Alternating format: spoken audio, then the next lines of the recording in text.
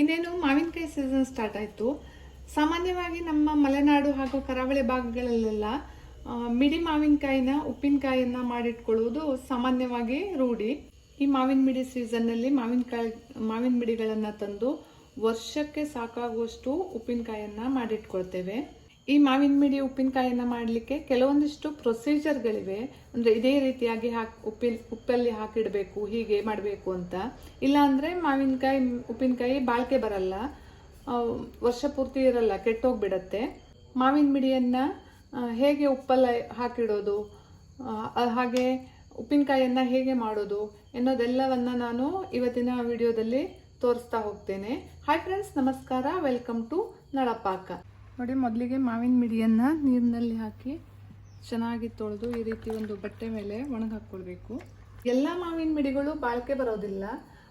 ಯಾವುದು ಬಾಳಿಕೆ ಬರುತ್ತೆ ಅನ್ನೋದನ್ನು ಮೊದಲು ತಿಳ್ಕೊಳ್ಬೇಕು. ಅದನ್ನು ನೋಡಿ ತಂದು ಮೊದಲಿಗೆ ಅದನ್ನು ಚೆನ್ನಾಗಿ ತೊಳೆದು ಒಂದು ಬಟ್ಟೆಯಲ್ಲಿ ಹೀಗೆ ಒಣಗಿ ಹಾಕಬೇಕು. ಅದಾದ ನಂತರ ನೀರಿನ ಅಂಶ ಸ್ವಲ್ಪನೂ ಇರಬಾರ್ದು. ಪೂರ್ತಿ ಒಣಗಿದ ಮೇಲೆ ಮತ್ತೆ ಬಟ್ಟೆಯಿಂದ ಈ ರೀತಿಯಾಗಿ ಚೆನ್ನಾಗಿ ಇದನ್ನು ನೀರಿನ ಅಂಶವನ್ನೆಲ್ಲ ತಕ್ಕೊಳ್ಬೇಕು. ಇದು ಪೂರ್ತಿಯಾಗಿ ಆರಿದೆ. ಈಗ ಒಮ್ಮೆ ಮತ್ತೆ ಕ್ಲೀನಾಗಿ ಇದನ್ನು ಈ ರೀತಿ ಮಾಡ್ಕೊಳ್ಬೇಕು. ಇದೇ ರೀತಿ ನಾನು ಎಲ್ಲವನ್ನ ಈಗ ಬಟ್ಟೆಯಿಂದ ಚೆನ್ನಾಗಿ ಒರೆಸಿಟ್ಕೊಳ್ತೇನೆ. ಈ ರೀತಿಯಾಗಿ ಉದ್ದುದ್ದ ತೊಟ್ಟುಗಳಿರುತ್ತವೆ. ಇದನ್ನು ಒಂದಿಷ್ಟು ಚಿಕ್ಕದಾಗಿ ಕಟ್ ಮಾಡ್ಕೊಳ್ಬೇಕು. ಇಷ್ಟು ಉದ್ದ ತೊಟ್ಟುಗಳನ್ನು ಹಾಕ್ಕೊಳ್ಳೋದು ಬೇಡ, ಚಿಕ್ಕದಾಗಿ ಈ ಥರ ಕಟ್ ಮಾಡ್ಕೊಳ್ಬೇಕು. ಮಾವಿನ ಮಿಡಿಗಳನ್ನೆಲ್ಲ ಕ್ಲೀನಾಗಿ ಒರೆಸ್ಕೊಂಡು ಹಾಗೆ ಇದರ ತೊಟ್ಟುಗಳನ್ನೆಲ್ಲ ಕಟ್ ಮಾಡ್ಕೊಂಡಿದ್ದಾಗಿದೆ. ಏನಾದರೂ ಮೆತ್ತಗಾಗಿದ್ದರೆ ಮಾವಿನ ಮಿಡಿ ಅಥವಾ ಸ್ವಲ್ಪ ಗಾಯ ಏನಾದರೂ ಆಗಿದ್ರೆ ಆ ಥರದ್ದನ್ನೆಲ್ಲ ಆರಿಸಿ ತೆಗೆದಿಟ್ಕೊಂಡು ಬಿಡಬೇಕು.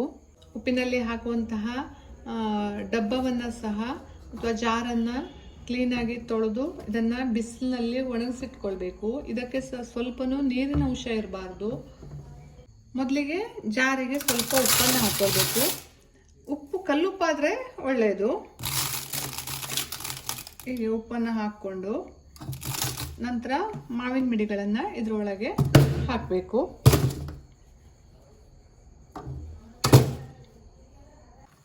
ಈ ರೀತಿಯಾಗಿ ಒಂದು ಲೇಯರ್ ಉಪ್ಪು, ಇನ್ನೊಂದು ಲೇಯರ್ ಮಾವಿನ ಮಿಡಿ, ಹಾಗೆ ಮತ್ತೆ ಒಂದು ಲೇಯರ್ ಉಪ್ಪು, ಮತ್ತೆ ಒಂದು ಲೇಯರ್ ಮಾವಿನ ಮಿಡಿ, ಈ ರೀತಿಯಾಗಿ ಹಾಕ್ತಾ ಹೋಗಬೇಕು. ಬೇರೆ ಬೇರೆ ರೀತಿಯಾದಂತಹ ಮಾವಿನ ಮಿಡಿಗಳಿರ್ತವೆ. ಅಂದರೆ ಅಪ್ಪೆ ಮಿಡಿ, ಗುಂಡಪ್ಪೆ, ಹಾಗೆ ಜೀರಿಗೆ ಮಿಡಿ. ಈ ಅಪ್ಪೆ ಮಿಡಿ ಹಾಗೆ ಜೀರಿಗೆ ಮಿಡಿಯಿಂದ ಉಪ್ಪಿನಕಾಯಿ ಮಾಡಿದರೆ ತುಂಬ ಚೆನ್ನಾಗಿರುತ್ತೆ ಟೇಸ್ಟು. ನಾನು ಈಗ ಹಾಕ್ತಾ ಇರೋದು ಜೀರಿಗೆ ಮಿಡಿ. ತುಂಬ ಪರಿಮಳ ಇದೆ ಈ ಮಿಡಿ. ಚಿಕ್ಕ ಚಿಕ್ಕ ಮಿಡಿಗಳಾದರೆ ತುಂಬ ಉಪ್ಪು ಬೇಕಾಗಲ್ಲ. ಇನ್ ಕೇಸ್ ಮಾವಿನ ಮಿಡಿ ಏನಾದರೂ ಸ್ವಲ್ಪ ದೊಡ್ಡದಿದೆ ಅಂತಾದರೆ ಉಪ್ಪು ಸ್ವಲ್ಪ ಜಾಸ್ತಿ ಬೇಕಾಗತ್ತೆ. ಕೊನೆಯಲ್ಲಿ ಮತ್ತೆ ಮೇಲಿಂದ ಸ್ವಲ್ಪ ಉಪ್ಪನ್ನು ಹಾಕಿ ಗಾಳಿ ಆಡದಂತೆ ಮುಚ್ಚಳನ್ನು ಟೈಟಾಗಿ ಹಾಕಿ ಇಡಬೇಕು.